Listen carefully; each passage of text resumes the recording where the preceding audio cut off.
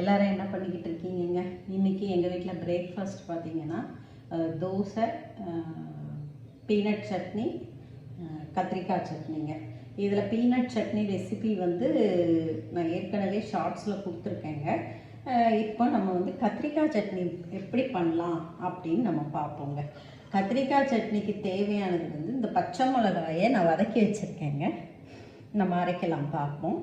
அப்புறம் கொஞ்சம் புளிங்க, உப்பு, சின்ன வெங்காயங்க. சின்ன வெங்காயம் நல்லாயிருக்கும். சின்ன வெங்காயம் உங்களுக்கு வந்து உரிக்கிறதுக்கு செய்கிறதுக்கு கஷ்டமாக இருக்குதுன்னு நீங்கள் ஃபீல் பண்ணிங்கன்னா பெரிய வெங்காயமும் போட்டுக்கலாங்க. அப்புறம் இந்த கத்திரிக்காயை இந்த மாதிரி வதக்கி வச்சுக்கணுங்க. பொடிசாக கட் பண்ணி இந்த மாதிரி வதக்கி வச்சுக்கணும். இப்போ என்ன பண்ணணும்னா நம்ம இந்த சட்னியை நம்ம அரைக்கிறது எப்படின்னு பார்ப்போங்க. ஃபஸ்ட்டு வந்து கொஞ்சம் இந்த உரலை கழுவிக்கலாங்க.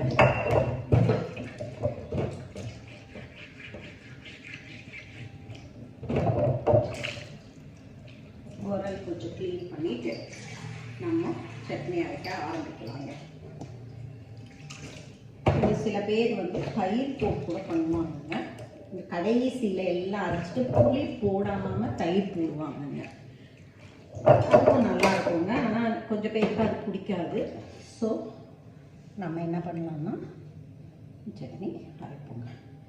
ஃபஸ்ட்டு பச்சை மிளகாயும் உப்பையும் புளியையும் வச்சு நல்லா அரைச்சிக்கலாங்க. அதில் கொஞ்சம் கொஞ்சம் தண்ணி போட்டு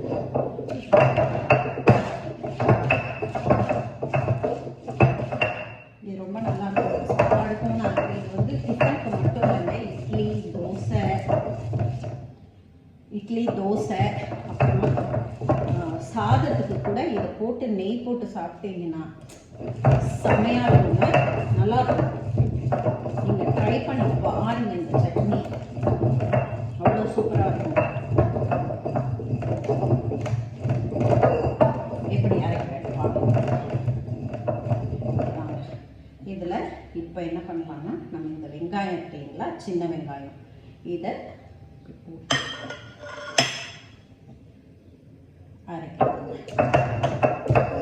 கொஞ்சம் நல்லா அரைச்சிடணுங்க. இல்லைன்னா ரொம்ப மையாவும் இருக்கக்கூடாது, ரொம்ப குத்துன்னு அரைச்சிடக்கூடாதுங்க. கொஞ்சம் இந்த எதுனா வெங்காயம், இப்போ நான் அரைக்கிறேன் பாருங்க, பச்சை மிளகா, இதை ஓரளவு நைஸாகவே தான் நீங்கள் அரைக்கணுங்க.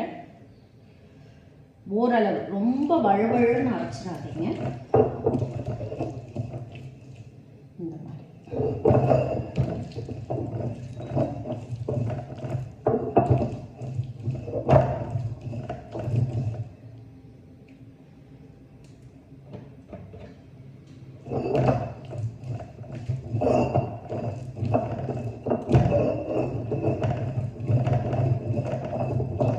அரைச்சிட்டு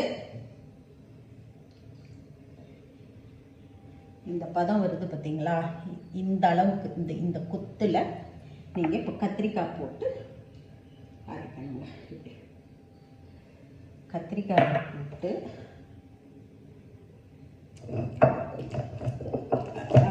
கத்திரிக்காய் ரொம்ப நைஸாக அரைக்கக்கூடாதுங்க. அது ரொம்ப இம்பார்ட்டண்ட்டு.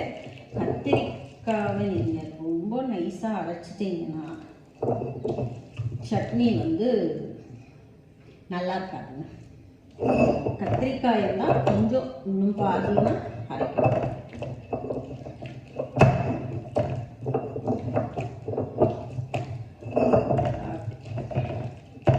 அரைச்சிட்டிங்கன்னா நல்லா இருக்குங்க இந்த சட்னி. நீங்களும் இதை செஞ்சு பாருங்கள். நான் சின்ன வெங்காயம் போட்டு பண்ணி பாருங்கள், அவ்வளோ நல்லாயிருக்கும். ஆனால் கொஞ்சம் வேலை தாங்க. பட்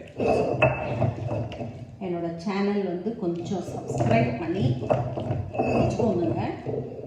அப்போ தான் உங்களோட சப்ஸ்கிரிப்ஷன் லிஸ்ட்டில் என்னோடய சேனல் நான் போடுற குக்கிங் வீடியோஸ், ஷார்ட்ஸ் எல்லாமே வருங்க. அப்போது அதை நீங்கள் பார்த்துக்கலாம். உங்களுக்கு எது பிடிக்குதோ, எந்த ரெசிபி பிடிக்குதோ அதை நீங்கள் செஞ்சு பார்த்துட்டு எனக்கு ஒரு லைக், ஷேர் கொடுங்க. பிடிச்சிருந்ததுன்னா மட்டும் அண்டு ஒரு கமெண்ட்டில் சொல்லுங்கள் அதில் உள்ள நிறை குறைகளை. இப்போ ஃபைனலாக இந்த கடுகு உளுந்து இருக்கு இல்லைங்களா, இது தாளித்து வச்சுருக்கேன். ரொம்ப கரைக்கிற வேணாங்க உளுந்தை, கொஞ்சம் எல்லாம் சிறப்பாக இப்படி எடுத்துக்கிட்டு இதை ஒன்றும் பாதியமாக அரைச்சா போதும்.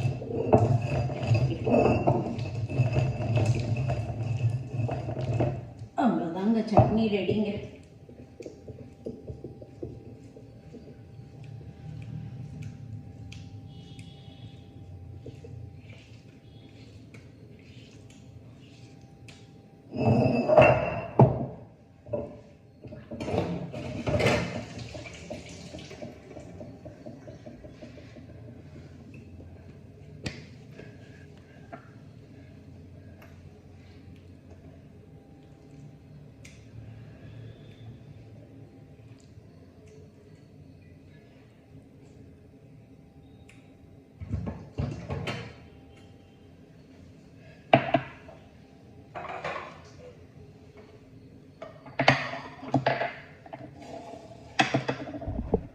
இதில் சில பேர் தயிர் போடுவாங்கங்க, நான் தயிர் போடலை. வேணுங்கிறவங்க இந்த ஸ்டேஜில் கொஞ்சம் தயிர் ஆட் பண்ணிக்கோங்க, நல்லா கலக்கி விட்டுக்கோங்க. எங்கள் வீட்டு டிஃபன் வந்து இன்றைக்கி தோசை, நான் இதை ஏற்கனவே செஞ்சு வச்சுருந்தாங்க. பீனட் சட்னிங்க, பீனட் சட்னி, கத்திரிக்காய் சட்னிங்க. நான் இது வந்து உங்களுக்கு வந்து இது காட்டுறேன் பாருங்கள், தயிர் போட்டு கூட காமிச்சிடுறேன் எப்படி இருக்குன்னு பாருங்கள்.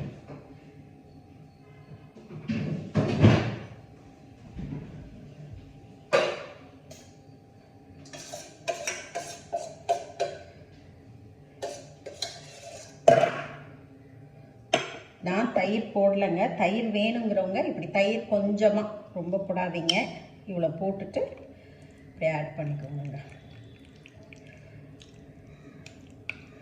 இதுவும் ஒரு ருசி நல்லா இருக்குங்க. அப்போ தயிர் நீங்கள் போடும்போது புளி வந்து ரொம்ப கொஞ்சம் கம்மியாக வச்சுக்கோங்க, ஜாஸ்தி வச்சுக்காதீங்க. அது ஜாஸ்தி போட்டிங்கன்னா இந்த தயிர் புளியோட புளிப்பும் சேர்ந்து நல்லா இருக்காதுங்க சட்னி.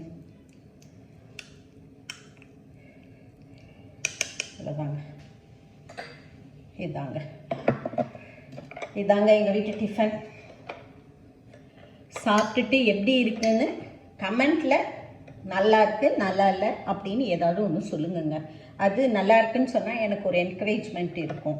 நல்லா இல்லைன்னு சொன்னால் ஓகே, அதில் என்ன மிஸ்டேக் இருக்கோ அதை நான் வந்து இம்ப்ரூவ் பண்ணிப்பேங்க. என்னோடய மிஸ்டேக்ஸை சரி பண்ணிவிட்டு திருப்பியும் உங்களுக்கு ஒரு நல்ல ரெசிபீஸ் கொடுக்கறதுக்கு நான் ரெடி ஆவேங்க. தேங்க்யூங்க.